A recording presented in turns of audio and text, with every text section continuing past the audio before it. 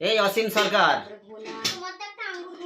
তোকে আপনি বলতেও লজ্জা করে, আমাদের আপনি বলতেও লজ্জা করে। তুই নাকি একটা বিধায়ক। বিধায়ক কিরম হওয়া উচিত, কিরকম হওয়া উচিত বিধায়ক? একটা জনপ্রতিনিধি একটা ধর্মকে আঘাত করে কথা বলবে, এটা কি ধরনের জনপ্রতিনিধি? আজকে আমি হুঁশিয়ারি দিলাম, অসীম সরকার আজকে হুঁশিয়ারি দিলাম, আমাদের ধর্ম সম্পর্কে, ধর্মগ্রন্থ সম্পর্কে, আমাদের নবী সম্পর্কে ফার্দার কোনোদিন যদি এই ধরনের কোনো বক্তব্য শুনেছি, আর আমি বিশেষ করে আমাদের রাজ্যের মুখ্যমন্ত্রীকে হুঁশিয়ারি দিয়ে বলছি, আপনি না পুলিশ মন্ত্রী, আপনি না মুখ্যমন্ত্রী বাংলার, আপনি না মুসলিম ভোটে জয়ী হয়েছেন, মুসলমানরা নাকি দুধের গায়, সে তারা দুধ দেয়, তার লাথি খেতে হবে। ভোট আসলে খালি আপনার মুসলমানদের কথা মনে পড়ে, গদিতে বসে তখন দরদ কোথায় থাকে? একবার ইনশাল্লাহ, একবার আলহামদুলিল্লাহ, একবার মাশাল্লাহ, মাথায় হেজাব পরে হাত তুলে দোয়া। কখন ফুরফুরা দরবার শরীফে মাজারের সামনে দোয়া করা হচ্ছে, কখন পাথর চাপড়ি মাজারের সামনে দোয়া করা হচ্ছে, কখন রেড রোডে গিয়ে মাথায় হেজাব দিয়ে দোয়া করা হচ্ছে। এটা কি? মুসলিম সমাজ বুঝে গেছে, মুসলিম সমাজ বুঝে গেছে তোমার দ্বিচারিতা। আজকে আমি বলে দিলাম, ওয়াকফ নিয়ে এখানে গোলাগুলি চলবে না।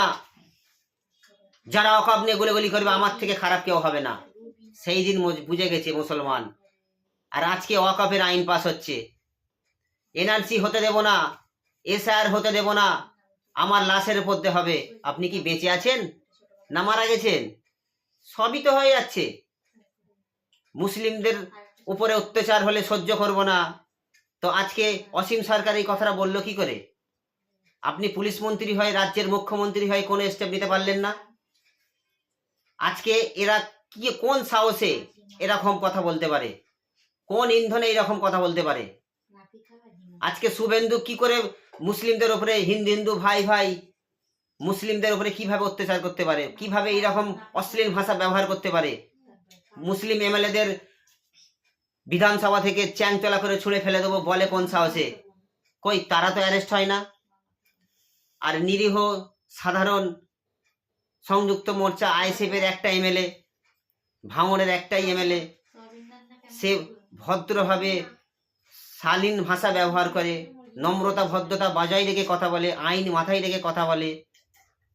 সে যখন কোনো অন্যায়ের প্রতিবাদ করতে যায়, তাকে আপনার পুলিশ ধরে অ্যারেস্ট করে 42 দিন জেল খাটায়।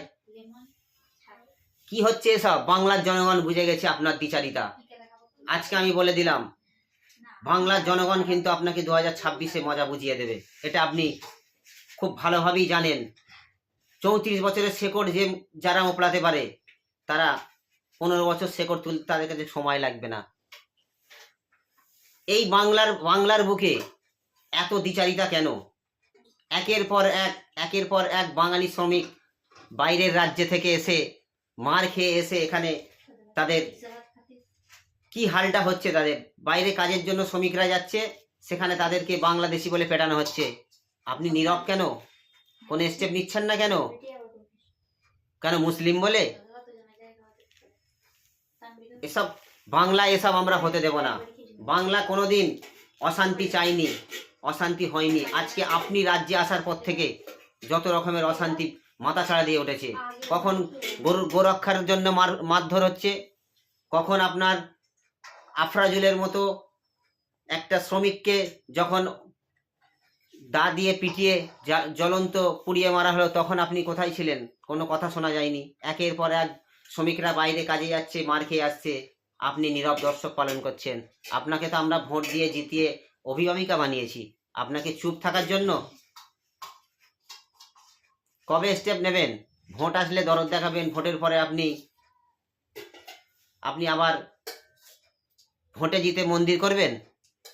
এই জন্য আপনাকে জেতানো হয়েছে? রাজ্যের টাকা, রাজকোষের টাকা নিয়ে আপনি মন্দির করবেন? ওখানে একজন মন্দির করবে, এখানে আপনি মন্দির করবেন। আর হুমায়ুন কবির যে একটা মসজিদ করবে বলেছে, আপনার গাজালা ধরে গেল। ও আপনি মন্দির করবেন জনগণের টাকা নিয়ে, আর হুমায়ুন কবির নিজের টাকায় মসজিদ করবে, তা থেকে আপনি দল থেকে বার করে দিলেন। এটা আপনার কি সেকুলারিজম হচ্ছে? আপনি কি ভেবেছেন আপনার রাজ্যে অন্যায় হবে আপনি প্রতিবাদ করবেন না, আর কেউ যদি অন্যায়ের প্রতিবাদ করতে যায়, আইন মাথায় রেখে প্রতিবাদ করে, তাকে আপনি অ্যারেস্ট করবেন? বাংলায় হচ্ছে কি এসব? এর জবাব কিন্তু 2026-এ মুসলমানরা বুঝিয়ে দেবে, বলে দিলাম।